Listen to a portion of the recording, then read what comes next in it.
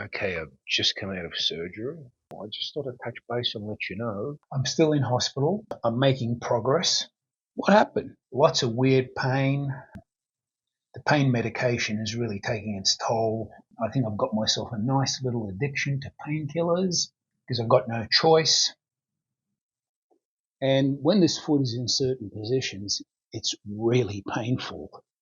And it's like a nerve pain. Now I've taken all my painkillers and this thing is hurting. So what they're going to do now, they're going to get a microbiologist to come in and see me. Now today's Monday. So he said we'll look at it again on Wednesday. So that's like a whole week in hospital. You can say whatever you want. That's a serious problem. I can't move forward at the moment. Anyway, all this means is I've got to change gears. You know what? You know what's really helping me? This book. This is really, really good for my headspace. It really is. He even talks about when he had his heart operation and he pretty much got a shock like I did. He woke up and what was supposed to happen didn't happen. And it was like me. I went in for the second operation and the doctor said, I'm going to clean it out and stitch it. Then I wake up and I've got a vacuum cleaner attached to my ankle. I know I'm laughing, but this is really serious. I don't even know what to say. I've got hiccups. I've gotten rid of them now.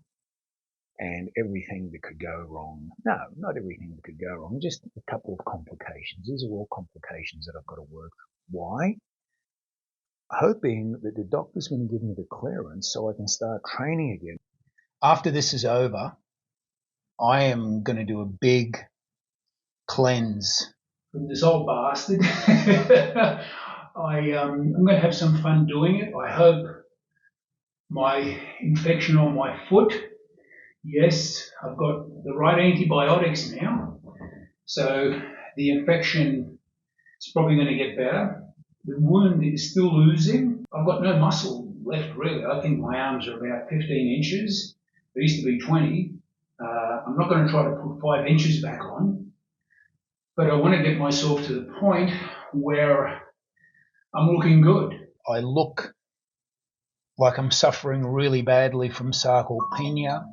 The amount of weight that I've lost due to not eating as much as I normally do because while I'm inactive like this, I don't want to get fat.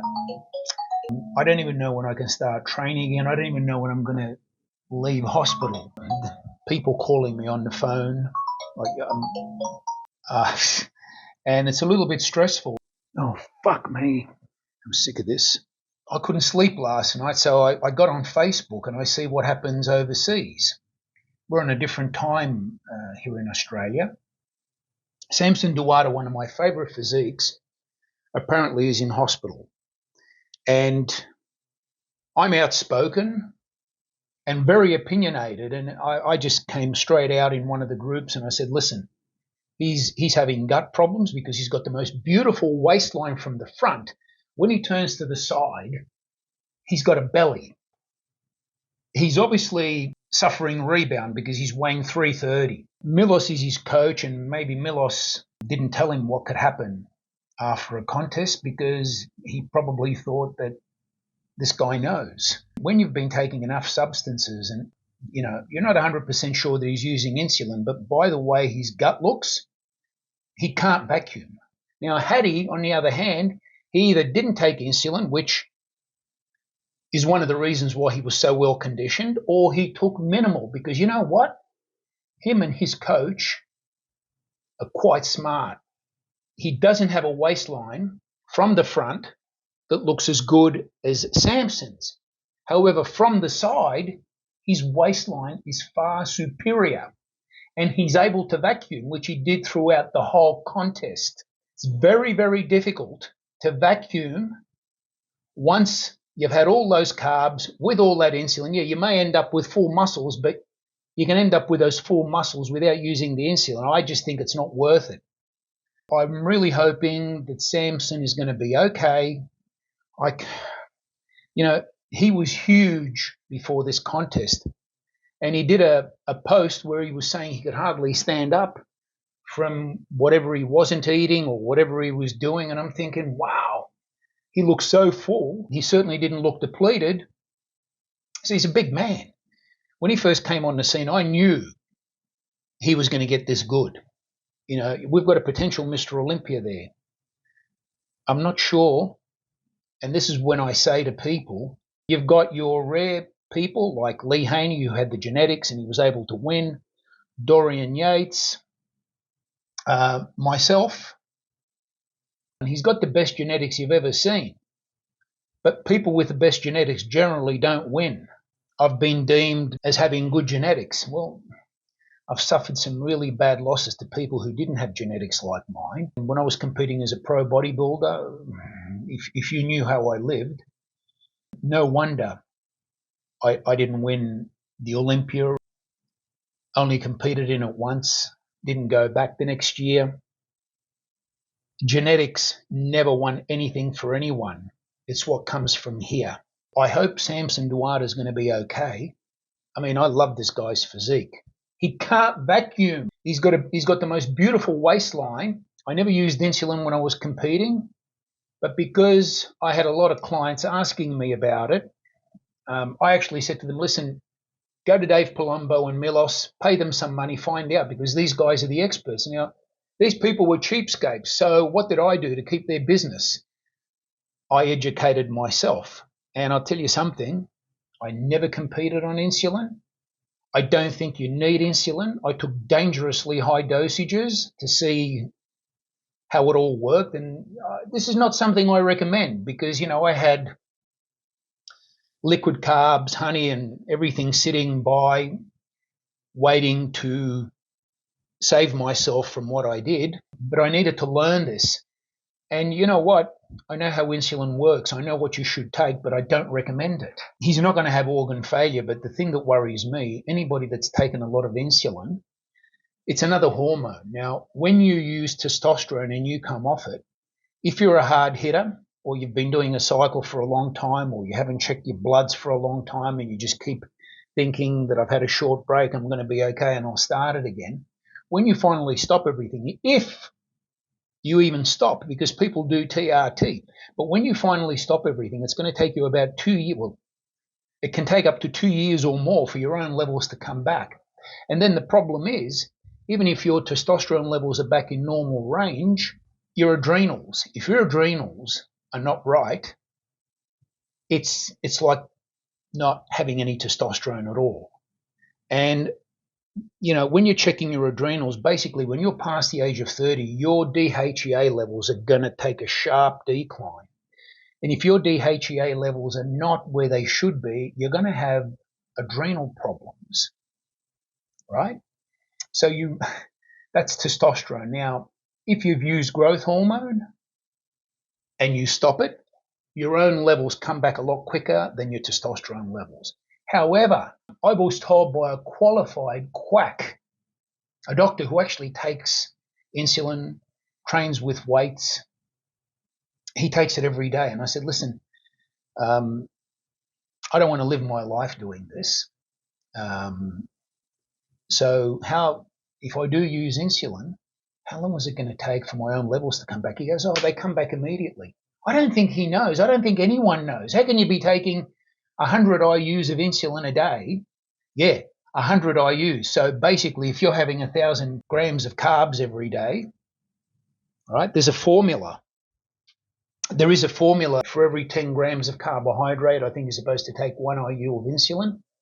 So if you're having 1,000 grams of carbs every day, how do you expect your own insulin levels to digest that along with everything else? You don't actually need insulin. Chromium picolinate will actually help. Having said that, when I've had one of my Italian food pig outs, pasta, desserts and everything, taking 3 IUs of insulin after that or before it, you will actually feel a lot better the next day. I don't want to depend on it, so this is why I'm so big on supplements. I just wanted to let you see what sort of a supplement nut I am and what I'm actually doing here, because I'm setting up all my vitamins and everything for the day. I've just had breakfast and separating the morning and night dosages of pills. This one's chromium picolinate, regulate blood sugar, something to clean the liver. Sleep herbs, after taking so much medicine, I'm not even sure that they're doing anything because I was up all night. I'm very concerned about a lot of stuff because while I'm in here, basically I'm going to go back to a life where hopefully my foot will be healed, but it's part of life.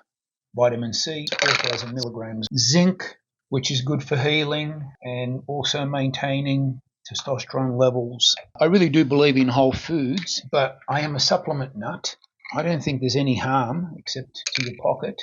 This is a prescription medicine that helps everything pass through the gut really quick. Apparently, according to the gut specialist, taking medicine like that will actually help with your heart and all sorts of different things. I didn't realize that having food sitting in your stomach that's actually there for days could cause so many problems. This is a really strong multivitamin and mineral tablet. Magnesium, which is essential, but I can tell you something, when you've got worries on your mind, it's almost impossible to fall asleep and relax with natural therapies. And then this, I'm not going to tell you what this is because this is a secret that I've discovered for tightening the skin, which is also good for ligaments, tendons, and connective tissue. This is something that's really keeping my skin quite tight. There are not too many 65-year-olds that have skin as tight as mine. And I'm actually going to come out with a product that contains this. So I'm sorry, but you're going to find out after. It's not oral. You rub it on your skin. This particular product here takes about 6 months for it to start giving you some sort of tightening effect. Yes, you have to follow a good diet with it. And it would help very, very much if you were training and circulating blood around your body. But it does work because the last time I was getting a caliper test for my body fat, I remember the person giving me the test, which was one of my clients, said, "Wow, how do you make your skin this tight?" And they're significantly younger than me. I taught them how to do body fat testing with calipers, which I'm very, very good at. Learned it in an obesity clinic in New York called the St. Luke's Roosevelt Women's Obesity Center, the bottom floor of the women's hospital. And it's only for women, but I had access to it. And I learned a lot of stuff in there about hydrostatic weighing, the variables on doing body fat, how to use calipers correctly. And they were also testing these electronic machines, which are inaccurate. Anything that's electronic, like, if you get a woman who's got large breasts, you'll get a really ridiculous reading. If you grow a pimple, the reading changes. They're not very accurate, so I'm not sure where you get your body fat test done from, or anything electronic, or it's not accurate. I don't want to name anybody or any company that uses machines to do this. The most accurate way is hydrostatic weighing if you know the variables. When you're doing hydrostatic weighing, you realize that if you've taken a stimulant or too much coffee, or you're not breathing correctly, it skews the results. I remember once walking in and thinking, the doctors are going to freak out. Look how ripped I am. Of course, they don't notice that stuff. It was covered in veins, and I think I had a cold. So we did the body fat test. You could visibly see that I'm ripped, and it actually showed a higher body fat than the previous time, which means the breathing, because you've got to get underwater, blow the air out. They do a residual volume lung test before you do that. So you do that every time, and obviously, that's one of the variables. If you're not breathing correctly, you're not going to get an accurate test. So really, the most accurate way that you can depend on is somebody who's very skilled at using calipers. What you don't learn at university is how the skin moves. And I'm going to ask you one question. How do you find the same spot in a different area? Because large areas like the waist, the back, skin moves, right? And the problem with that is somebody's dieting their ass off and you give it to a person who's not skilled, they'll give you a measurement that's incorrect. You know what's going to happen to your diet or whatever eating program you're on? You're going to go and pig out. And people don't know this. So there's a lot of stuff that you guys are going to learn from me. By the way, you know, most people can't do this. There's about 20 pills in here. You know, Arnold is able to swallow 100 liver tablets in one gulp. Now, most people can't do this. The guy that edits my videos, Gareth, he has trouble swallowing one pill. When he sees me do this, he freaks out. So I've heard that Arnold can take a handful of 100 liver tablets, put them in his mouth and swallow them in one go. I think when I was heavily using liver tablets, I was able to match that. But the fact is, you don't want 100 liver tablets in one go. You want to spread them out throughout the day, which I did do when I was competing naturally. I've been advertising my protein. Well, I had a lot of friends buying it, and a lot of people asking me, where do I get it from? Which is johntorelli.com. It's called Intelligence Whey. Intelligence Whey. There's a page somewhere that... So what do I punch in? Intelligence Whey? Intelligence Whey. Is it W-H-E-Y, like in the protein powder way? Or yeah, W-A-Y? that's the one. I've punched in Intelligence Whey in Google, and okay, it says johntorelli.com, classic physique blend chocolate. Okay. Free shipping in Australia. Yep. I found it straight off the bat. If I want it, I've got to add it to the cart. I'm going to show you how somebody my age can do this, which means if I can make those sort of improvements at my advanced age, all you younger guys have surely got a benefit from this. A skinny old man with low body fat, ready to put on size and explode. So I hope you're all going to follow me through this. Rant over.